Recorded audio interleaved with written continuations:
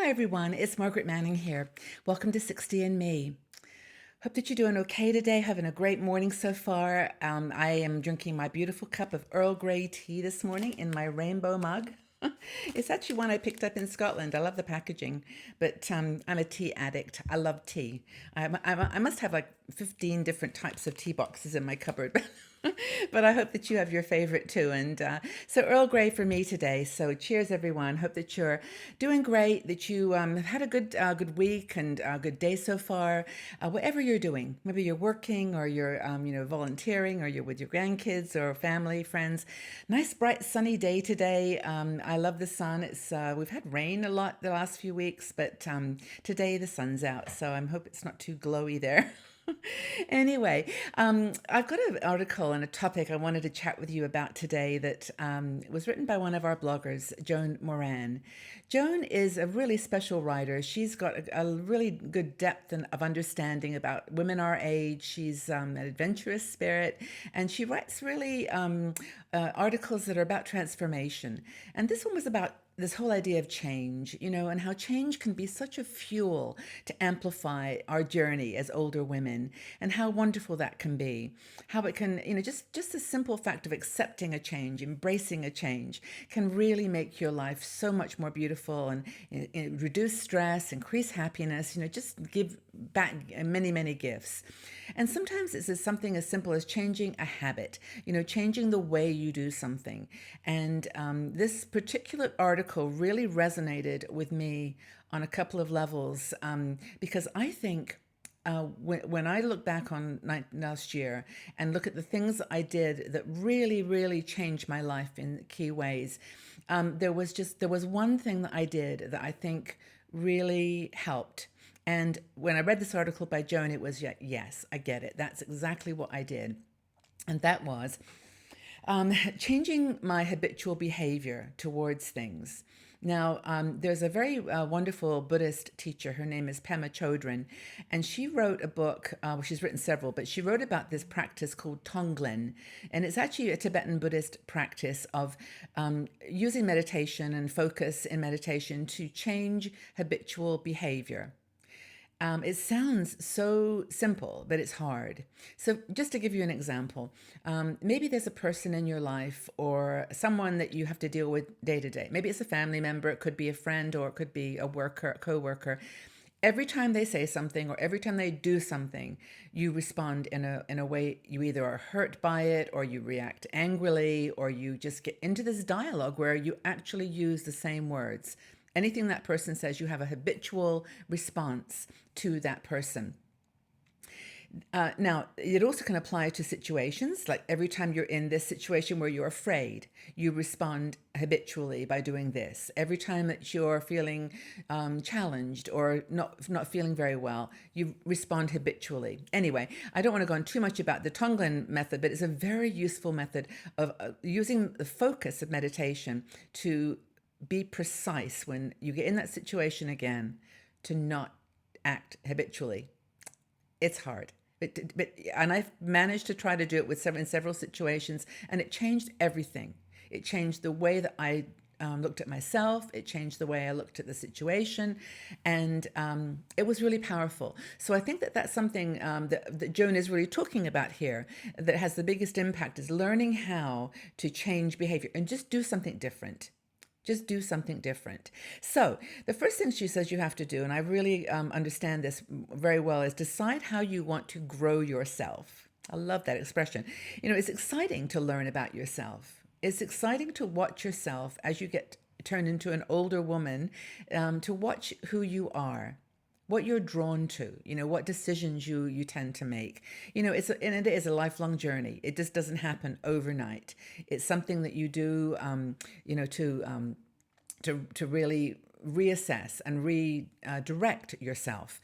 And it also is a way of reprioritizing your values and your beliefs. Maybe it strengthens them. Maybe it changes them. Perhaps something else takes priority.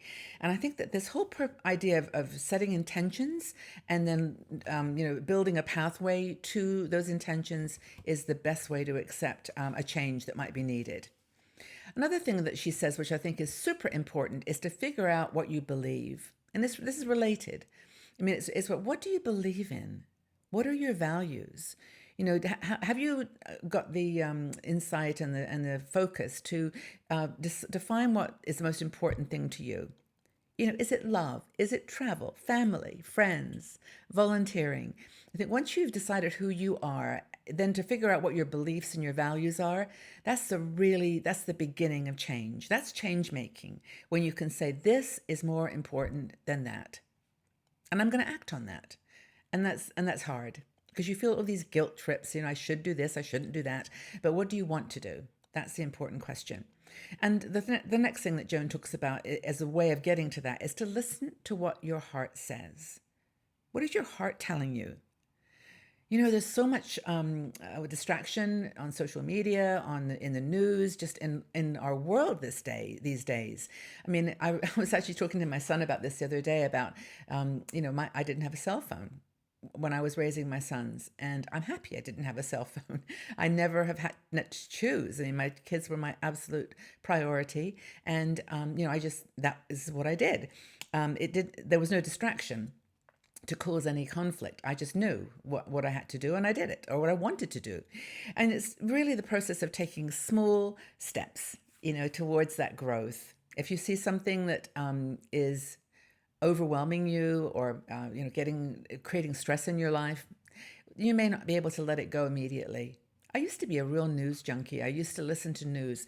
Part of it was because when I worked in media and, you know, worked in a place where there was like a television on all day, blasting breaking news, I just kept doing that when I was working from home. But now I don't do that so much anymore.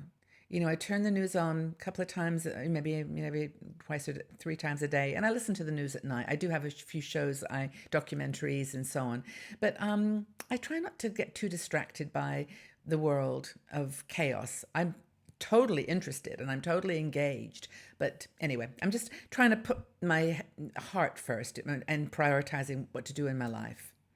And she talks about identifying all patterns, which is exactly what I was talking about with this Tonglen practice.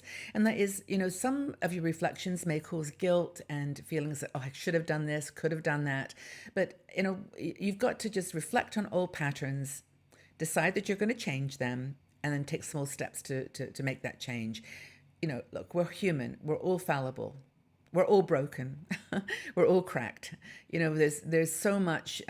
It's just human. It's human nature to look at the negative, and it's kind of a survival mechanism, I think. But we don't have to do that. You know, we don't have to judge ourselves. And in doing that, you know, pulling away from judging ourselves, we don't judge others either. And I think that it's certainly made my life a lot easier. Given the size of our community, I come across so many women who are tangled up in guilt, regrets, sadness, and sometimes I understand totally why, and it's really, really sad. But for the most part, I think we have an ability to break away. Now, for Joan, she's got some simple techniques she uses, and one is yoga. I also do yoga, not as much as she does. I think she's actually a yoga teacher, but you know, yoga or a practice that helps you to get serene and stress-free, and to use to just touch base with your body. Take yourself to a quiet space in your mind. I think that's why yoga is so positive for her. And it is for so many women in our community. And that was why we prioritized having a yoga video series as really the one real product that we sell. We have a chair yoga and a gentle yoga. And we decided that was really something that could help. And thousands and thousands of women have agreed. But that's her strategy. Keeps you calm and open, reduces negativity. Then the one other thing she says, which I do want to mention, is about resistance. And she says it's the most toxic force on the planet. And I think that maybe that's an exaggeration. I can think of a few more. But I think it's simply that resisting change is the thing that's going to destroy all chance of growth and positivity and happiness in your life. Just as simple as that. So don't get distracted from your goals by resisting. Surrender. And then surrender some more. And go deeper. Anyway, I think the final thing she says, which we're all, and you're going to say, yes, Margaret, we know, is to exercise, take care of your body, do something that makes you smile. You know, go out there, do walking, swimming, jumping, dancing, whatever you can do, keep moving. Get out of your chair, get up off the sofa, and even just walk around the room. There's walking programs like on YouTube. You can actually walk to music. Whatever, it doesn't matter. No one's judging you. Just do whatever you can to keep in shape. And of course, with that goes healthy diet.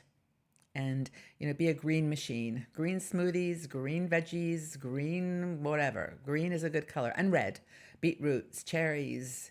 Just eat a rainbow. That's what Joan's advice is, and that's what I've advised too.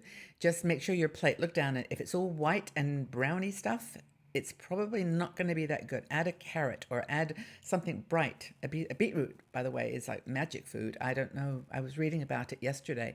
But anyway, eat green, eat red, eat the rainbow, and stay well. So I hope that's been useful in thinking about routines that you might want to incorporate into your life. I know, as I mentioned earlier, that one simple habit breaking or changing the habitual behavior was, like, for me, a life changer. And this year, I think it's going to be to get healthier, stronger, keep my diet going well, not my diet, but my nutrition diet, and just to stay healthy and well. But anyway, I hope this has given you some ideas, sparked some energy, and thank you, Joan, for the article. And go ahead and read it. It's quite inspirational. And thanks again for being here. That's a good step, for coming here and joining this conversation. And yeah, let us know how you're doing and what new routines and positive intentions are you setting for this new year. So what new routines and positive intentions are you setting for the new year? And it's not a resolution, it's just a way of looking at the new year. Okay, everybody, well, do have a wonderful day. Thank you again for being here. Thank you for your support of 60andMe. We love you. We value you, honestly, from the bottom of my heart. And please tell your friends, check out all our channels, and just be engaged. Talk to each other. It's fun. And tell us what routines and intentions you've got for the new year. Have a wonderful day, everybody. We'll see you all again very soon. Bye-bye for now.